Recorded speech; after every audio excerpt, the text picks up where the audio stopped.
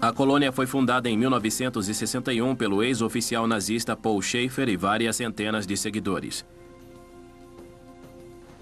No violento golpe de 1972 que derrubou o governo, o general Augusto Pinochet mandou prender e executar milhares de dissidentes políticos no Chile. Hoje, o Dr. Humberto Lagos é conselheiro social no governo chileno. Os testemunhos que temos ouvido e os que as Nações Unidas têm coletado provam que a colônia Dignidad foi usada como um campo de concentração. A Comissão Nacional de Verdade e Reconciliação chilena confirmou que Schaefer usou seu treinamento como nazista para transformar a colônia num centro de tortura da ditadura. Havia cerca de 150 prisioneiros na colônia e pelo menos 45 deles desapareceram de lá. A maioria foi executada na colônia. Eles foram brutalmente torturados. Foi onde Schaefer partilhou a terrível experiência nazista. Neste relatório da Embaixada Norte-Americana, a colônia Dignidad afirma que é vítima de acusações absurdas. Mas o reescrevendo a história encontrou uma vítima da tortura da colônia. O Dr. Luis Peebles hoje é professor universitário e psiquiatra em Santiago. Em 1972, ele era estudante de medicina e foi preso por protestar contra a ditadura de Pinochet. Eles me torturaram. Eu estava num tipo de cama metálica e fui amarrado pelas mãos e pelos pés. Eles aplicavam choques elétricos por todo o meu corpo, com vários eletrodos. Dr. Peebles nunca esqueceu o olhar do homem que dizia dirigir sua tortura. Eu vi o rosto de Paul Schaefer, muito claramente. Posso afirmar que era Paul Schaefer, sem dúvida alguma. A colônia Dignidad fica numa região afastada, tem 12 mil hectares e um forte esquema de segurança. Já que a colônia Dignidad é isolada e os oficiais do governo se recusam a cooperar, é difícil saber o que realmente acontece lá. Mas o reescrevendo a história conseguiu uma foto aérea. A Space Imaging controla um dos mais avançados satélites civis para fotografar e mapear a Terra. Voando a 680 quilômetros acima da superfície da Terra, ele orbita o globo a cada 98 minutos. Uma passagem especial sobre o Chile produziu estas imagens de alta resolução. Nas imagens de infravermelho, a floresta se sobressai claramente. É muito organizada, muito bem manipulada. É uma instalação alemã típica.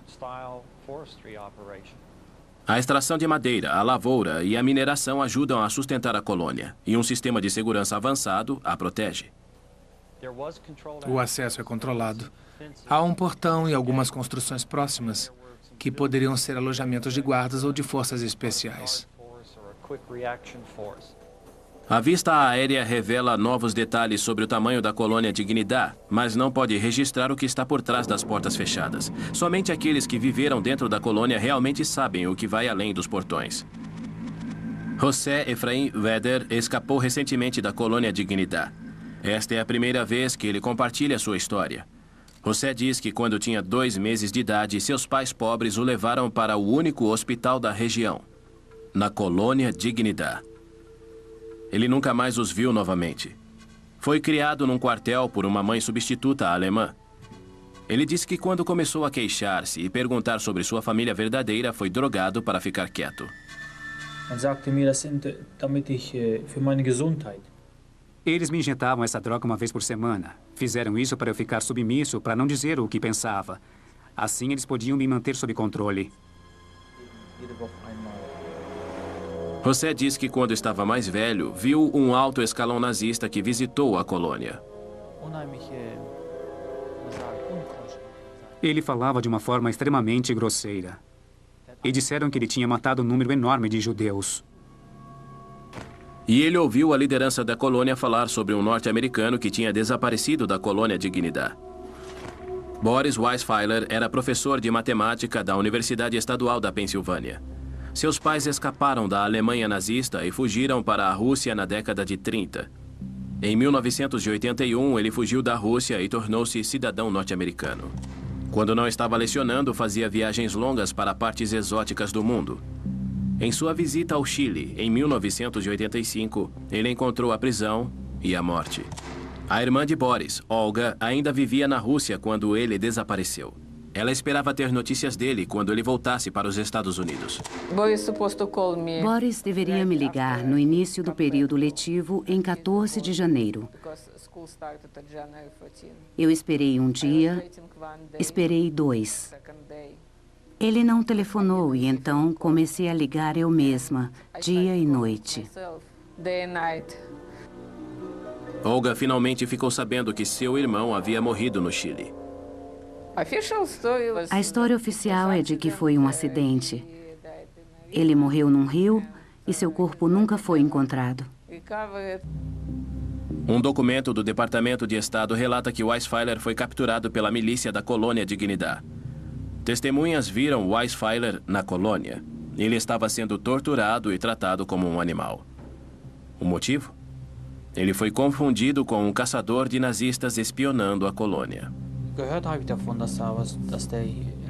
Diziam que ele tinha desaparecido na colônia Dignidad, que seus rastros foram apagados e que ele tinha sido morto aqui. O caso Weisfeiler permanece oficialmente aberto. Seu corpo nunca foi encontrado. José Vedder escapou da colônia Dignidad, mas ele ainda é assombrado pela ideia do que pode estar acontecendo com as pessoas lá.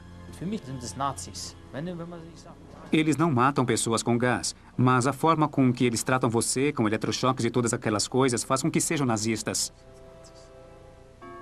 É essencial que a colônia Dignidad continue a ser investigada, não só pelo seu passado, mas pelo que acontece lá hoje. A democracia foi gradualmente restaurada no Chile durante os anos 90. E uma ordem de prisão foi finalmente emitida para o líder da colônia, Paul Schaefer. Mas ele está escondido, e como muitos outros nazistas, Schaefer ainda está impune.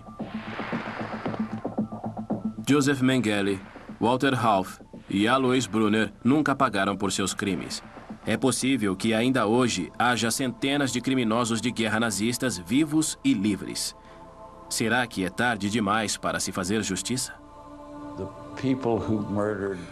Aqueles que assassinaram milhões de judeus na Alemanha, se ainda estão vivos hoje, são tão culpados como quando puxaram o gatilho ou abriram as válvulas de gás. E se pudermos encontrá-los, eles precisam ser presos e levados à justiça.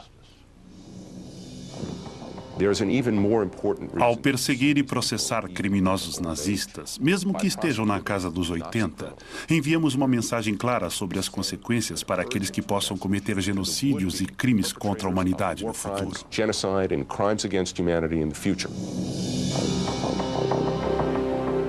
Não podemos trazer as vítimas do Holocausto de volta, mas podemos manter vivas as suas memórias e a causa da justiça. Essa é a melhor maneira de aprender com o passado e garantir que essa história nunca se repita.